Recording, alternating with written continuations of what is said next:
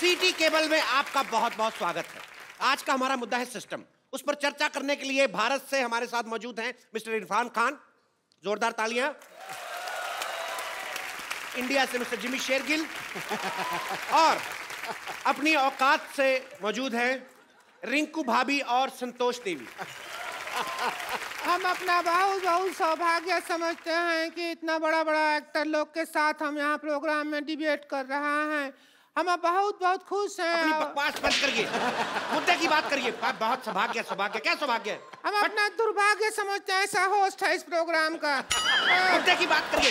System से क्या problem है आपको?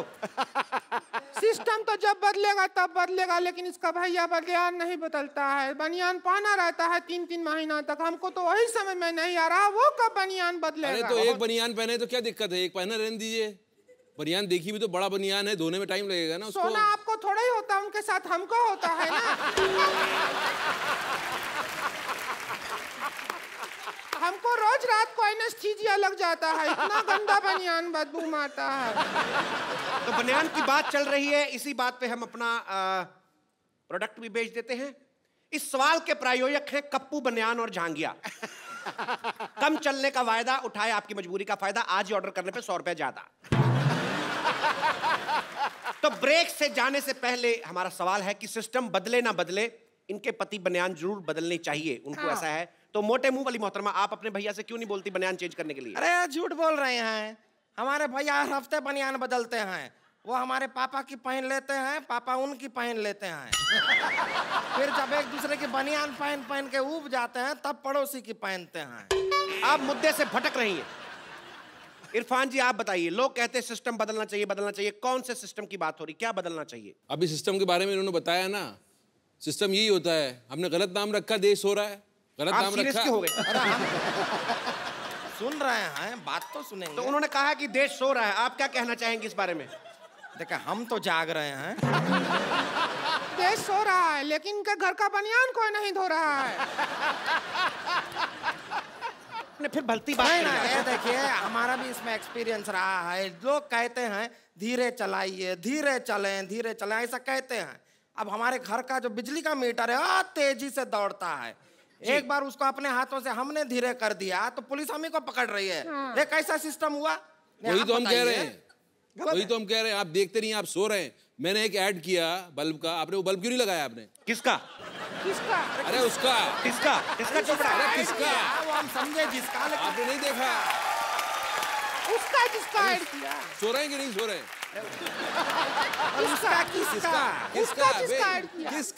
किसका क्या टिस्का चोपड़ा? अरे किस? हाँ, कौन जिसका चोपड़ा? ऐड? ना कि चोपड़ा नहीं, किसका? उसका जिसका ऐड किया वही। अच्छा उसका। हाँ उसका। फिर हाँ तो और किसका? तो जैसा कि इरफान जी ने बहुत अच्छा जवाब दिया, तो जी आप और क्या पूछना चाहेंगे? हिंसक होता जा रहा है ये प्रोग्राम। अभी मैं सामने से अभी मैं पीछे से आके मारूंगा आपको। आप बताएं आपका मुद्दा क्या है? जो रेलवे है वो आपका अपना संपत्ति है। सिद्धू जी ऐसा बोलते हैं, भाई हमारा अपना संपत्ति है। तो इसके भैया ट्रेन में एक दिन पंखा उतार रहे थे तो फिर इनको जेल में ले गया। बोले तो हम तो अपना संपत्ति उतार रहे हैं, जेल में ले गए, अंदर बंद कर दिया। और उसके भैया ने अब ये नहीं बताया कि अंदर का किया, वो तो हमको बताया भी नहीं, लेकिन बहुत बुरा किया उनके साथ। तो यही लोग हैं जिनकी वजह से हिंदुस्तान ही एक ऐसा मुल्क है जिसके ट्रेन के टॉयलेट के डब्बे जो हैं वो लॉक करके रखे गए हैं। लेकिन उनका चेन से बांध के रखा हुआ है। ये आप ही लोगों की वजह से ये लोग ले जाते हैं। टॉयलेट का डब्बा चेन से बांध दिया, बताओ आप। लेकिन चेन छोटा रहता है उसके अंदर, डब्बा पहुंचता ही नहीं है अपने पास। हमको खूब डब्बे तक जाना पड़ता है। अब प्यासा कुएं के पास आएगा कि कुआं प्यासे के पास जाएगा?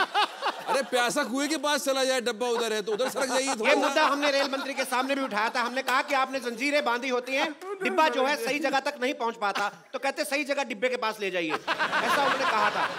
लेकिन ये प्यास किसको लगी है? लेकिन इनकी तो सही जगह भी बहुत गलत जगह पड़ती है, बहुत दूर पड़ती है सही जगह। इनकी तो जगह इतनी बड़ी है, आप अगर राजधानी में बैठे हैं तो ये डीलक्स में भी बैठे बैठे धो सकती है। लेकिन इनकी बात में दम है। जैसा कि उन्होंने कहा कि बहुत जगह लिखा होता है ये देश आपकी संपत्ति है।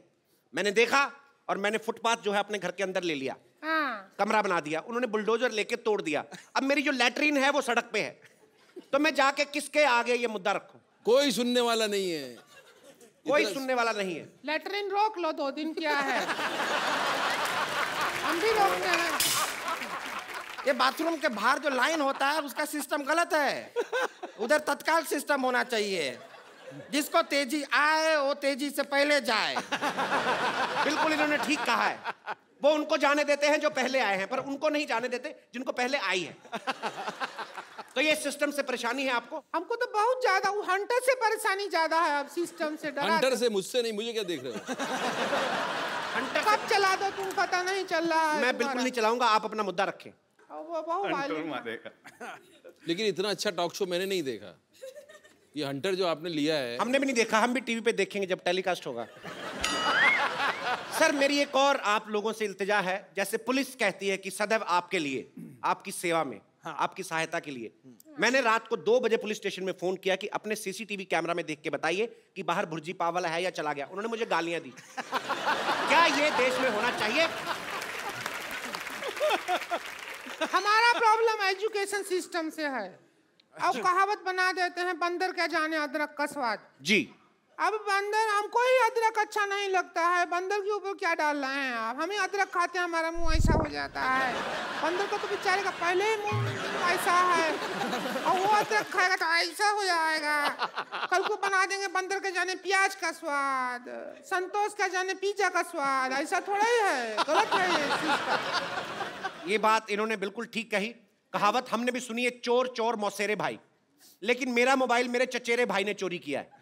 तो ये कहावत क्यों बनी है? ये कहावत हमारे बाप ने थोड़ी बनाई है जो हम पे हंटर चला रहे हो। हमारा भी तो मुद्दा वही है। चोर चोर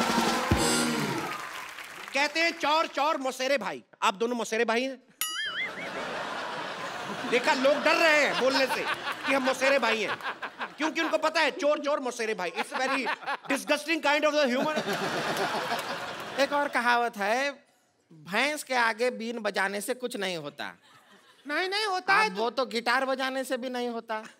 हम भैंस को क्यों ब्लेम कर रहे हैं? बेचारी भैंस का क्या और भी दोष? तो है ना, भैंस पूंछ उठाएगी तो गाना नहीं गाएगी, गोबर ही करेगी। आप पूछ उठा के देखिए, गाना गाती है कि नहीं? अरे क्या ये तरीका हुआ बात करने का आपका? हम भैंस हैं? ये नहीं नहीं नहीं नहीं, नहीं। तो इनका मुद्दा ये है कि भैंस के आगे बीन बजाने से क्या फायदा? इस बहस में एक भैंस के लिए एक भैंस ने बहुत अच्छा बहस किया है। इस बात में कितनी बार बहस बोला है, अगर आप ये बता दें तो मैं आपको अपना प्रोडक्ट कप्पू दूध, ये आपको दिया जाएगा। इससे आप ब्लैक कॉफी बना सकते हैं। दूध केवल नाम मात्र है, इसमें फिनाइल मिक्स किया गया है। कप्पू दूध आज ही खरीदें जी। कब से देख रहे हैं अपना ऐड किए जा रहे हो? हम बहस करने आए हैं कि तुम्हारा ऐड देखने आए हैं? जब से लगा रखा है, दूध है, बनियाना, ये है, वो है, हम ऐसा आए क्या? अरे देखिए देवी जी, मैं हाथ जोड़ के आपको हंटर मारता हूँ। मेरा प्रोग्राम है तो मैं क्या ऐड नहीं कर... अगर आपने हंटर चलाया ना तो फिर हम उसको अरे अरे अरे अरे ऐड वो बना रहे हैं। अरे आप ऐसे कैसे मार सकती हैं? ये लीजिए, इससे मारिए, इससे मारिए। नहीं है। हाँ, क्या? अरे वो ऐड बना रहे हैं, आप हमें क्या मार रही हैं? अब प्रोग्राम उनके नाम पे है तो कपिल शर्मा शो, कल को हमें एपिसोड में नहीं आने देंगे, तुझे तो मार सकते हैं ना। देखिए आप गुस्सा ना करें, इधर आइए। आप हर बार लड़के जाती हैं, आप इस बार आराम से नहीं जा सकती क्या? अरे हम सैटेलाइट से बाहर आ गए हैं। चलिए हम आपकी मदद करते हैं, बाहर निकलिए। एक तो अरे आगे जाइए। अरे साड़ी उतर जाएगा हमारा। ये पकड़िए, हम आपको खींचेंगे। कुआं में नहीं डूबे हैं जो खींचेंगे। कुआं में। कौन क्या कह रहा था? देखिए आप हर बार लड़के जाती हैं। कौन क्या कह रहा था? हर बार लड़के जाती हैं। कौन क्या कह रहा था? देखिए हर बार लड़के जाती हैं आप, इस बार सीधी पलटोल की नहीं जाएगी।